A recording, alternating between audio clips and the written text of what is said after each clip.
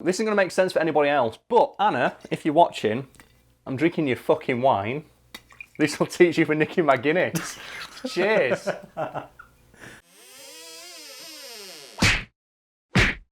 Robin Williams' big break in television came when he was offered the role of Mork on the television show Mork and Mindy. While the role did give him ample opportunities to flex his improvisational muscle, he caused quite a headache for censors who simply couldn't keep up with the speed at which he told jokes. For anyone unfamiliar with the show, Mork and Mindy, the basic premise is that Mork, an alien played by Robin Williams, is sent to Earth to observe its people and customs. While on Earth he meets a young woman called Mindy and the two become roommates. It's weird, but it did give Robin Williams a chance to do what Robin Williams does best. Act like a fucking lunatic.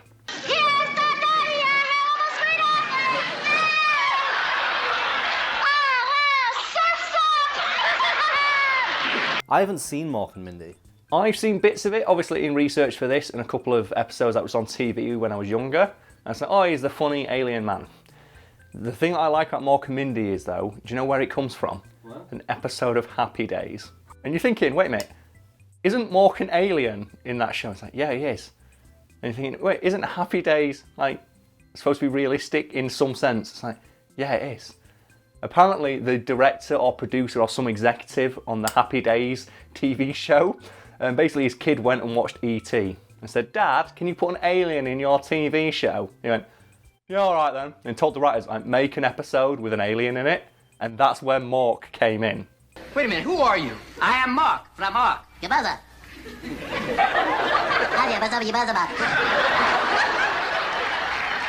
And while they were casting for Mork, Robin Williams came in and said, sit down on that chair. And Robin Williams went and just like stood on his head. And then when they asked him why, he went, well, an alien doesn't know what sitting or a chair is. You want to have a seat? Absolutely. Okay, you're an alien. No, you're the aliens. And this is the weirdest planet I've been to. For one thing, everyone's upside down.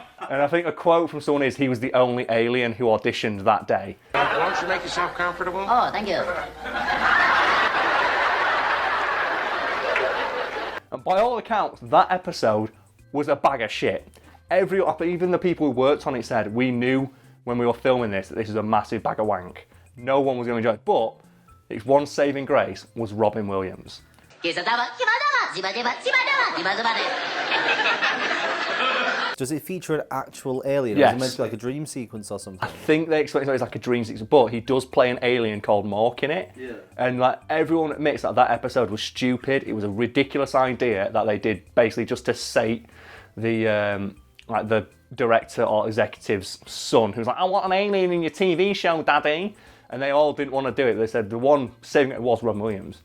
And obviously his performance as Mork was so strong, they spun it off into an entirely new TV show. Because they thought, we can't not do something with this guy. He's too funny. You want to rumble? Rumble. Da-da-da-da-da. Yeah, I think it went for 4 seasons and he was on like everything. He was on like lunchboxes and a lot. Which you know you're famous in like the 70s and 80s if you're on a lunchbox. Because Robin Williams' character was an alien, he was basically given carte blanche to do whatever the fuck he wanted. Because anything he did that was unexpected could just be written off as the inane ramblings of an alien who didn't quite understand Earth. And I could just go off the wall and do strange things, and because I'm an alien, it's okay. So you said that this caused problems for the censors when they had to go through his gibberish? Yes, because it wasn't actually gibberish. It was material culled from his stand-up routines, which if you've seen them, you'll know that he used to go into improvisational bits in like a variety of accents and languages, because Williams could speak a couple of languages, not fluently, but enough to like get by.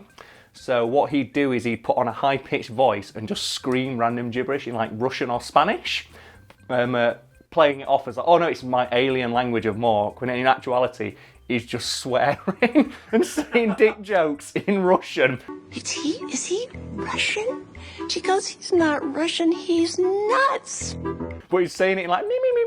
So I think, oh, that's alien gibberish. It's like, no, if you try and air this in Russia, you're going to get a lot of complaints from the kids and parents. Initially, they had no idea that he was doing this, because obviously they thought, oh, he's being an alien. And Robin Williams, there's an interview with him for a PBS documentary, where he's like, yeah, I got so much stuff past those censors. And it became sort of a game, just to see what I could get away with. We would try different things, And it was just kind of to see what could get under the radar. And initially, like, he got away with it until they realised, hang on. Like, they heard, like, oh, there's a word here, a word there. That's not gibberish. He's saying something. Get me someone who knows what the fuck this guy's saying. So they had to hire a censor to watch back episodes who spoke 4 languages. Eventually, they had to have a censor who spoke 3 or 4 different languages because I was sneaking things in different languages. And you know what Williams did? He just started speaking other ones. So when they figured out he was saying stuff in Russian, he started speaking Spanish. When they figured out he was saying stuff in Spanish, he just started saying stuff in Yiddish. And there's a great story from Williams where he goes, yeah, I did this bit as Mork where I said something quite uncouth in Yiddish, thinking I got away with it, and someone tapped him on the shoulder and said, Robin, don't mean to upset you, but that lady over there speaks Yiddish, and she knows what you just said. And do you know what his reaction was? He went, oh, how sad. And had to do the scene again. Was magst du, Mindy? Oh, no, it's more the fact that he had to be censored in 4 languages, and they got away with it, and he found it funny. Oh, that's humor. And eventually the censor's like, oh man, we've got to get on top of this. We can't let him keep doing this. I'm not sure what exactly slipped past, because obviously I don't speak those languages. But Williams is like, yeah, I got so much.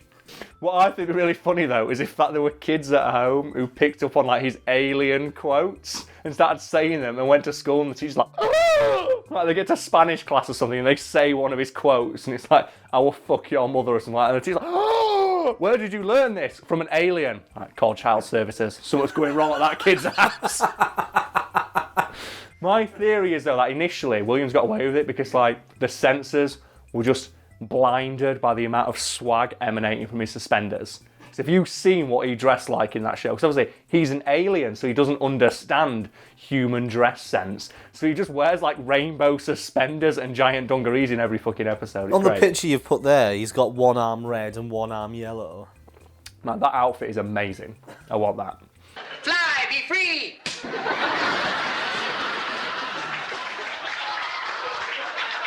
Oh, man. It's like Robin Williams did that a lot. Have you ever heard what he did on the set of like Mrs. Doubtfire? No. Basically, when he got the makeup the first time, to test how much it could fool people, the first thing he did is he walked into a sex shop in San Francisco and bought the biggest dildo he could. He said he walked in and the guy behind the counter was getting really nervous because he was in like, oh, show me the big black one there. And I was going, that one right there, the big one. Do you have anything without veins? And the guy came on and he said, eventually the guy recognised him and reached out and said, oh, Robin, go home. And finally the guy realised it was me and went, get out of here, Robin, you asshole. Wait, if you recognise him, does that mean that he goes in that sex shop a lot? I don't know. I'd never heard the end of the story. I just know Robin Williams tells the story. You can find a clip of it.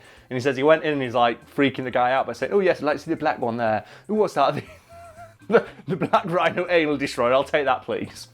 And then the guy said, oh, Robin, go home. I know that Robin Williams admitted that he used to play a lot of Call of Duty and Counter-Strike and stuff. Like, he was a big gamer. And he said, someone asked him, oh, well, there's a lot of trash talking in those video games. Did you ever partake? And he's like, yeah. So somewhere out there is a kid or a teenager who probably didn't realise they were getting shit taught by Robin Williams. You two-toned, zebra-headed, slime-coated, pimple-farming, paramecium brain, munching on your own mucus. There's probably someone watching this who may have got headshot, like 360 no-scope by Robin Williams, and then called like a knobhead in Russian. And they don't even know. They'll never know. I think people are genuinely going to start thinking you've got a drinking problem. It's not that I have a drink. Like, people think I might have a drink, but it's more that, do you know, like when you're at a party and you sat there and you're like, then you have that one drink and you're like, you sit a bit more open.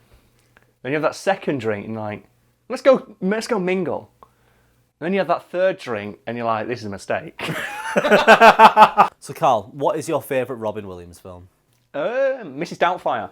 But not for the reason a lot of people think. It's not because it's funny, it's because I really like that Robin Williams and I forget the lady's name in it, but they insisted that the film didn't end with the parents getting back together, because Robin Williams wanted kids watching at home to know if your parents divorce, it doesn't mean they don't stop loving their kids. And he didn't want it to end with like a really saccharine ending of like, ooh, the parents get back together. He says sometimes divorce happens. Like Liar Liar, they Yeah. end back together, don't they? Like, that's a really bad ending for a film. So it's like, it's not really a good message, is it? No.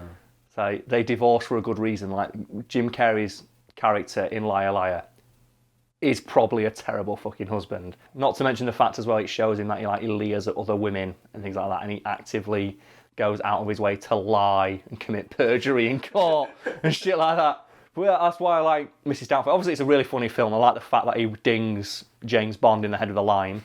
That's pretty funny. But it's also the fact that Robin is like, no, we want the film to end.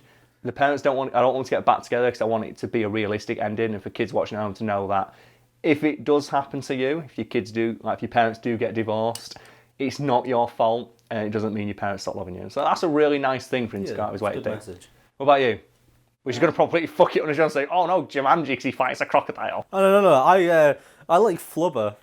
Oh, I forgot about Flubber. Flubber, because we had it on video and we watched it quite a lot. Do you know my favourite thing about Flubber? What? Like, Joe, when he's sat there and he invents Flubber, because he's like, right, I invent Flubber because I need to make an invention that's going to save my university. And what is it? The whole plot is, I need to invent something to get enough money to save something, right? He's doing that while he's talking to a fully autonomous flying robot with artificial intelligence. So he's not just talking when he's there. When it's on its own, it contemplates its own existence. And it loves him, doesn't it? Yeah. It makes a point of it.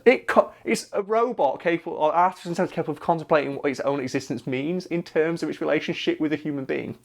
That's fucking groundbreaking. And it's never mentioned ever. Everyone talks to it like a real human being. It's not. It's a robot. Why don't you sell the technology you used to build that? Nothing in that film suggests that the technology that thing's made of is in any way standard in that universe. Why don't you just sell that technology to the fucking government? You've got something, a self-powered artificial intelligent robot that's got Wi-Fi because it can connect to the internet, because it keeps showing clips from The Simpsons and stuff. It's basically our show in the tiny robot form, because it pulls up random clips to demonstrate what it's saying. Like, we haven't made that yet. For anyone who hasn't seen it as well, one of his groundbreaking inventions in the course of this film, whilst being accompanied by this robot, is a spray that makes things bouncy. Why not just sell that? You built Skynet in your garage. He doesn't even need to sell that one. If you're saying, oh, he has a personal attachment to it, he obviously made it. Do another one. He makes another one at the end of the film. It makes it sell. Like, he gives him plans to build a duplicate of itself. It does do that, doesn't it? Do you know what that means? Like, because this is the thing in like science fiction. That's the basis of why artificial intelligence will eventually enslave humanity. Because the idea is if you can build an artificial intelligence smart enough to improve itself, it'll improve itself, and the smarter version will improve itself again, and eventually get to the point where it's so smart where you can't control it. That's a terrifying movie now I think about it, because basically he builds a robot capable of improving itself. That's the basis of the Terminator franchise. He's built that in his fucking garage. Are you ready for the Flubber sequel, which is artificial intelligence taking over the world? It's Just Weibo as a god. It's thousands of them flying through the air, projecting the image of just just Robin Williams, because he becomes a sort of godlike creature in its eyes. Oh my god.